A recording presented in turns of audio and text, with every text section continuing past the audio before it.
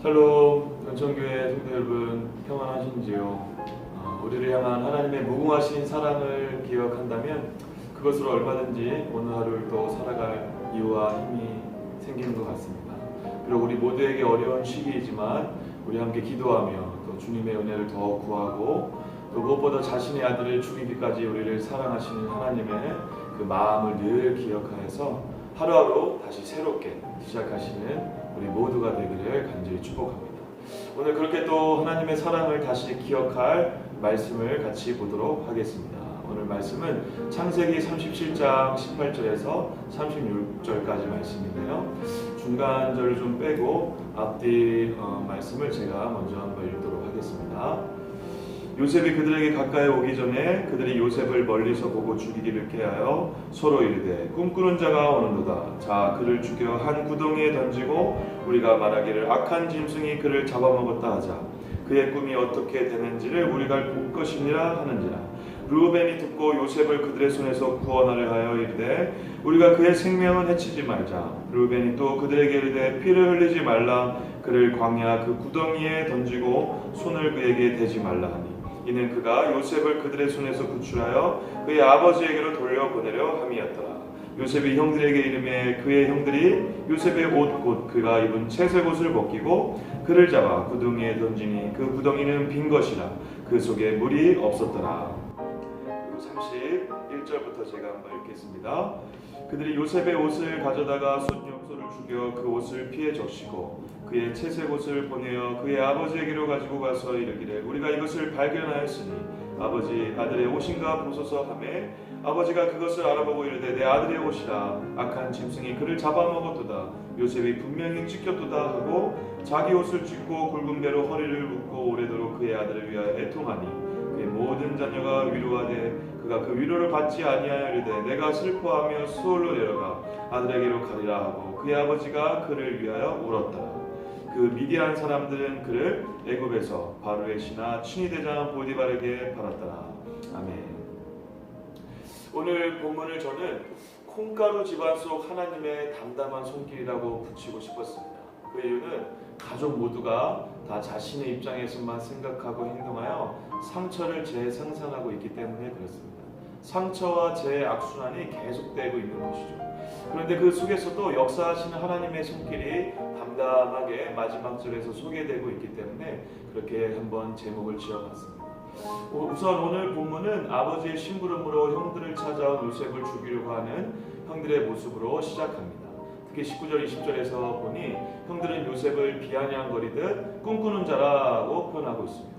어제 본문에서 나왔듯이 요셉이 꾸었던 꿈의 내용을 가족들에게 말했기 때문이죠.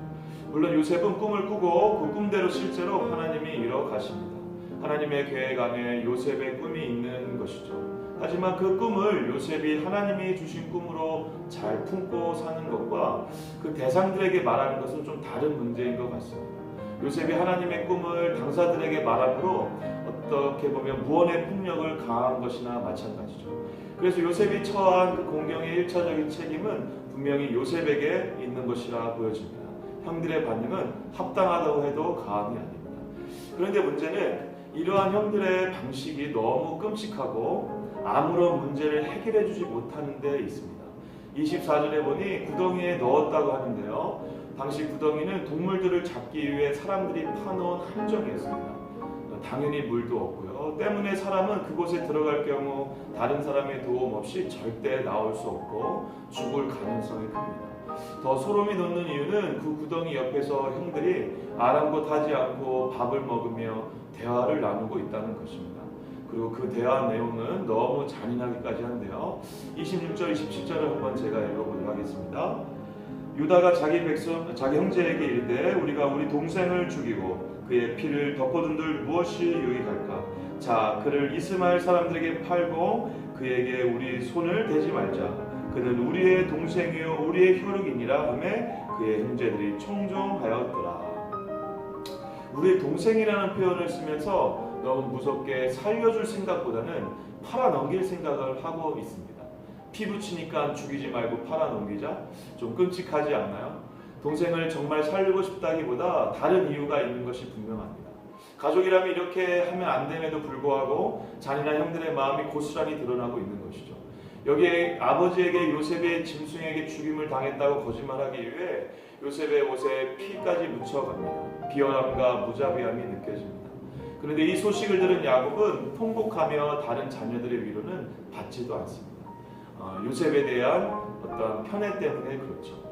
집안에 이제 긴 터널과 같은 어둠과 통곡이 계속되어질 것입니다.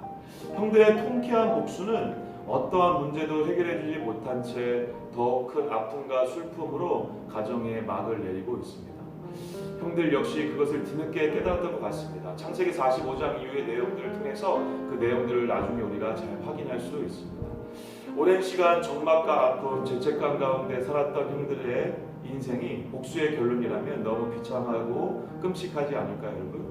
복수를 통해서 정말 얻을 수 있는 것이 있을까라는 질문을 하게 만드는 대목이 아닐 수 없습니다.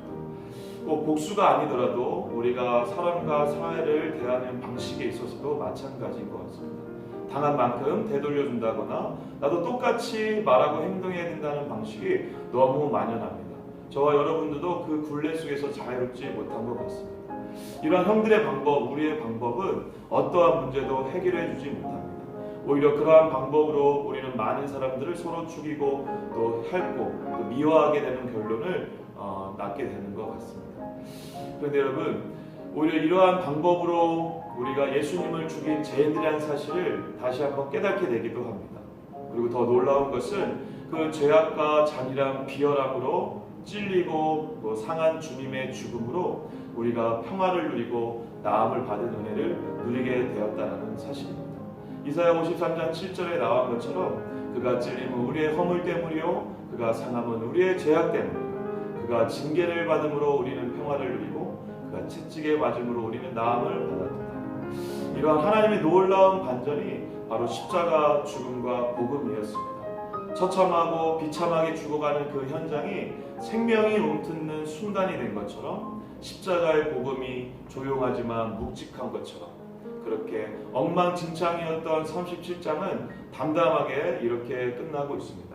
제가 한번 읽겠습니다. 36절 그 미디안 사람들은 그를 애굽에서 바로의 신하 춘희대장 보디발에게 팔았다. 아멘. 상처와 죄의 악순환으로 계속될 것 같은 현실 가운데 한 줄기 빛처럼 뭔가 기대감을 갖게 합니다. 그 많은 사람들 중에 하필 보디발 장군에게 팔려간 장면이라니요. 우리가 알다시피 이제 보디발 장군 집을 시작으로 요셉은 한 걸음씩 하나님의 구원의 통로로 준비가 되어집니다. 하나님은 결국 하나님의 방법으로 놀라운 구원의 계획을 이루십니다. 하나님의 그 큰 그림 안에 우리 역시 있음을 잊지 않는 주님의 백성들 되시기를 축복합니다. 동시에 더 중요한 것은 그 하나님의 방법의 절정은 바로 자기 아들을 죽이는 방법이었음을 잊지 않길 바랍니다. 본문의 요셉의 모습이 마치 예수님의 십자가의 고난과 비슷하다고 말하기도 합니다.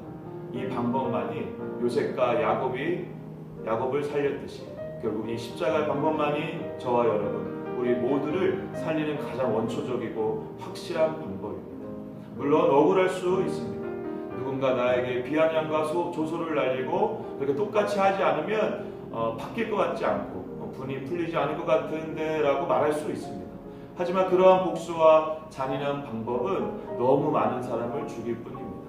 더 많은 사람을 죽이고 상처를 준 다음 요셉의 형들처럼 어둠과 적막 가운데 비극적인 인생을 사는 것보다 지금 억울한 것 같지만 영원히 사는 생명의 방법으로 그리고 또 누군가를 살리는 방법으로 살아가시는 저와 성도님들 되시기를 간절히 축복합니다. 결국 십자가의 방법이 담담하고 묵직하게 우리의 현실과 생명을 살릴 것입니다. 기도하겠습니다. 사위 많으신 하나님 아버지, 오늘 형들의 이 비참하고 처참한 복수의 장면을 보면서 우리의 모습을 또 되돌아봅니다. 우리 역시 이러한 형들의 방법으로 살고 있지 않은지 되돌아보게 하여 주시고 오늘 다시 그 현장 속에서도 묵묵히 죽어 그 십자가에서 못 박히셨던 예수 그리스도의 십자가의 사랑을 다시 한번 깨닫게 하신 것처럼 우리의 모든 삶의 현장 가운데 생명을 살리는 이 십자가의 방법으로 살아갈 수 있도록 우리를 붙잡아 주시옵소서. 오늘 그 십자가의 방법으로 십자가를 전하며 또 복음의 능력으로 생명을 살리는 통로가 다 될 수 있도록 역사하실 것을 기대하며 이 모든 말씀 예수 그리스도의 이름으로 간절히 기도드립니다. 아멘.